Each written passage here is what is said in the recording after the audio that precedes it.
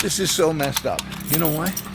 Because when your own Jeep becomes your own barn find. And you got to do a video on, you think we can get this thing started? It's been sitting here for 3 years maybe. Oh man.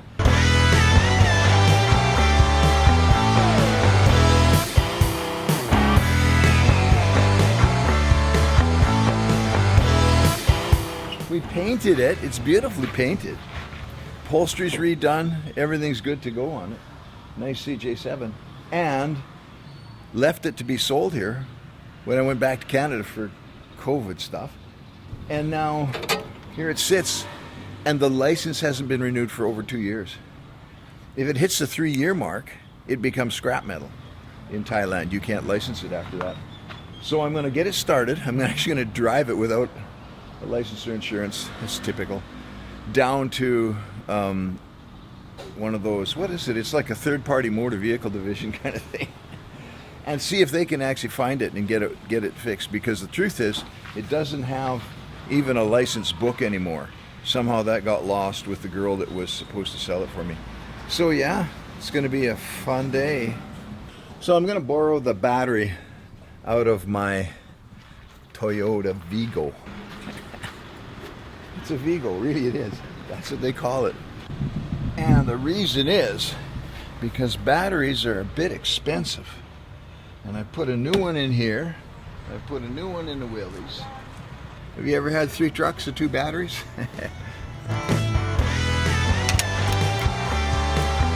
Can you get this one out of the road? I think it'll kind of clear that. The great thing on the new ones is that everything is 10 millimeter.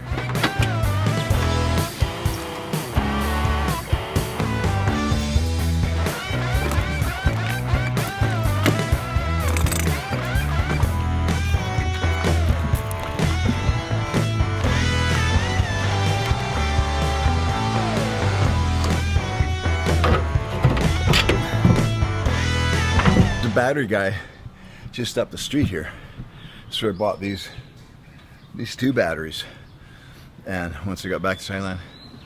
But the thing is that I had to buy a battery for my motorbike too, so I went up there and I said, you know, it's a bit rare, right? So he's like, yeah, we can get it, we can order it in for you, be here in a couple days. It's like 120 bucks or something for a little motorbike battery for my 500cc bike. And I said, well, it's okay. I'll just look around and see if I can find something cheaper. Well, I found a battery, an even better one, an actual like a sealed battery. They call them dry batteries here, for 30 bucks, I think, online. And it was here in a couple days as well. So, you know, boy, nowadays you gotta really watch it. The guys that have the little shops, you know, you kind of feel for them because they need to make money too, but the problem is they're going to overcharge you because they don't have that many customers because everybody else is buying online. Putting the battery in is the easy part. Now we'll see if it'll start, eh? I mean, it's been sitting, yeah, probably 3 years. I mean, we had it in the garage over here all the time while I was in Canada, and then we pushed it out here because it was in the road. Maybe these are the keys. It's a GM key. Parts of this Jeep are General Motors. That's a General Motors steering column right there. I bought this Jeep in Bangkok, oh man, a long time ago, 30 years ago I guess. And it was one of 20 Jeeps that the Thai Army had ordered from the US. Not for like military Jeeps, but for their engineering department. And so they wanted 20 Jeeps the same, and so they ordered these CJ7s. I don't know, in the license it says CJ6, but I think it's a CJ7. And 20 of them, and so they brought them from the States on a ship, obviously. But I just can imagine what happened in Jeep headquarters back then. Hey, we got this order from Thailand. They want 20 long wheelbase Jeeps. And so somebody go out there and take a look around the yard and see what we got for, you know, 20 of. They cobbled together 20 of these Jeeps. Now it's a regular long wheelbase Jeep. It had a GM engine in it, a little 4-cylinder, what do they call them, Iron Duke engine, gasoline. And then a Ford transmission. I think the transfer case was Ford as well. And it had an AMC, right, Rambler rear end, and a Dana front end. I mean, talk about cobbled together. And so they sent 20 of them over like this, and they were like open Jeeps like this. And then they built, I mean, it didn't have doors either originally, but they built all of this, built it like a body, full body on them all, out of steel and Bondo. And when I bought this Jeep, it was air conditioned and totally enclosed. But everybody that rode in it got seasick, motion sick, car sick, right? Because it was so top heavy with all that steel up there and the Bondo. There was a ½ an inch of Bondo on the entire roof of this thing, plus on all the walls. Like, it's just how you make it, eh? And the steel is just there to hold the Bondo, I think. Anyway, let's give this thing a whirl. See if we can start it up. Huh? What do the bats say? That it'll just fire right up. Okay, it's now got a Isuzu diesel engine in it, along with this. It's a 3-liter turbocharged intercooler diesel.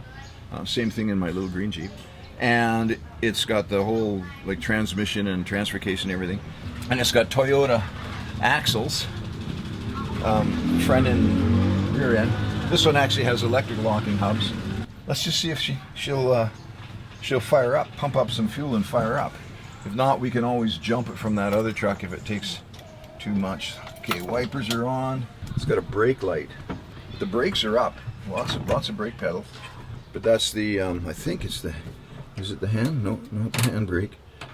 I don't know. I guess maybe it'll go out when it starts. Pumping up fuel. I can feel it coming. Look at that, eh? Huh?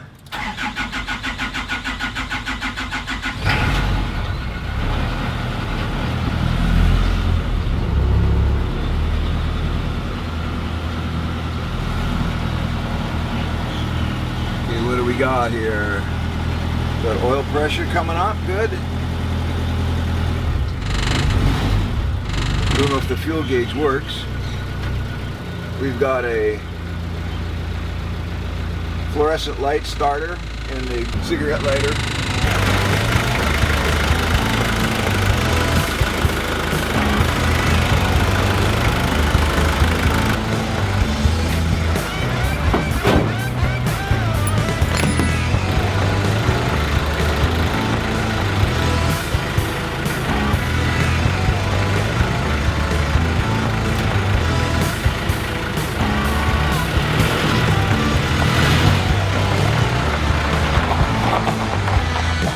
So we got some fuel, diesel in it, because I think the gas gauge is not working.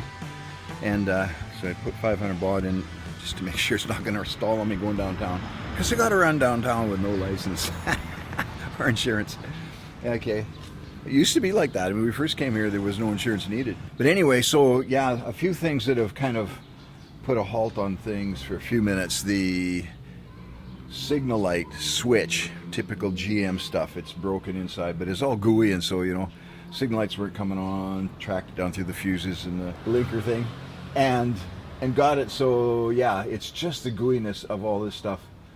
So I've glued this together, the broken piece, of course, because I can't get them here for sure, and glued it together with that what do they call it, elephant glue or super glue or whatever. Yeah, super glue. And then put a layer of epoxy on the outside to kind of build it up. The epoxy dries slow. It's going to be days before it actually helps any strength. But anyway, we'll get it cleaned up. Signal lights are going to work now, and I think that's everything. And then we'll hurry up and get downtown. Oh, do you know what's cool? I was in the garage looking for a pair of pliers. What a stupid place to look for them. Sitting out there anyway. I keep my hoard in the bedroom. But it's hard to open glove box. That is the previous registration and insurance, the last time it was insured, which was the 2nd of August in 2561, Buddhist era. That's when this comes up for renewal every year. So it should have been renewed in 63. It wasn't. That's 1 year. Should have been renewed in 64. It wasn't. That's 2 years.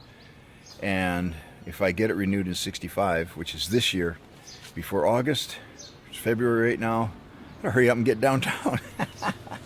Anyway, praying for a miracle today that this will just go through, because the problem is, again, that book is gone, the registration is gone, and I've done it before. I've run these kind of things a few times before, registered vehicles that were in arrears and that kind of stuff. But anyway, we want to get the book because we want to be able to sell this vehicle. And it's a nice Jeep, really nice Jeep now, man, I'll tell you what. It's the type of go anywhere, worn wrench on the front. And that I hauled over from Canada. A guy gave it to me, and I carried it in my suitcase. Took the cable out and put it in a different suitcase so they wouldn't be overweight. Yeah, okay. Well, I'll give you an update when we get downtown.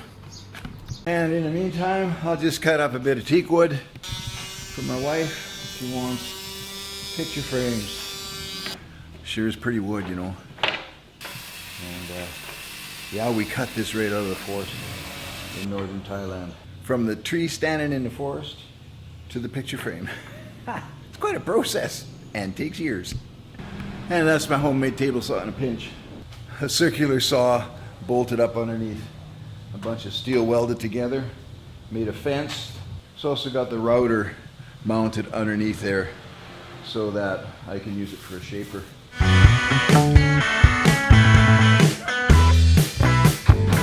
Okay, this gets hilarious because here's my junkyard crew. Look at that. Guys waking up on Saturday morning, coming to help me fix what the Thai government broke.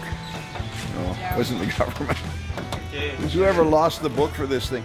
So what we have to do, guys, is take this roof right off and take these seats out.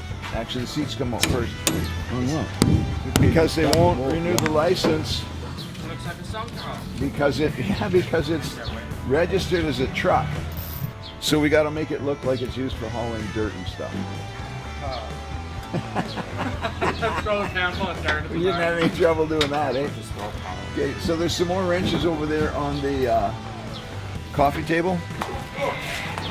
Yeah, and let's rip this thing off. Okay, the roof is off and we are back downtown again, heading for the inspection station. All right, now I'm safe. Interesting that people actually like give you a thumbs up and wave and stuff when they see these Jeeps.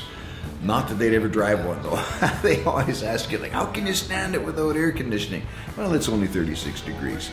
And these lights have those seconds counters on them, right? So you can see when you're gonna have to stop or go. Very cool. Anyway, pull in here, checking the front brakes on this dyno, and then they're going to check the back brakes on the dyno, and then they're going to check the handbrake, and then they're going to check signal lights on the dyno, apparently. And it's quite amazing, actually, the detail that they go through to check everything. A guy gets underneath with a flashlight, make sure there's no oil leaks.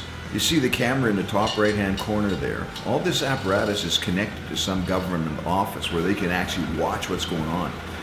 So that these guys can't cheat, because I've had it happen before where the back brakes were no good, so they would just check the front brakes twice and pass it. These guys work on like a commission. It's a private company, right? And they get paid so much for each little job they do. Anyway, everything's checked, headlights, high and low beams, all that kind of stuff. Add up all the money. It came to 7,000 some hundred baht, which is quite a bit, and that's just going to bring it up to date. Go back in a couple weeks, pick up the book, and we're on the road again legally. Okay,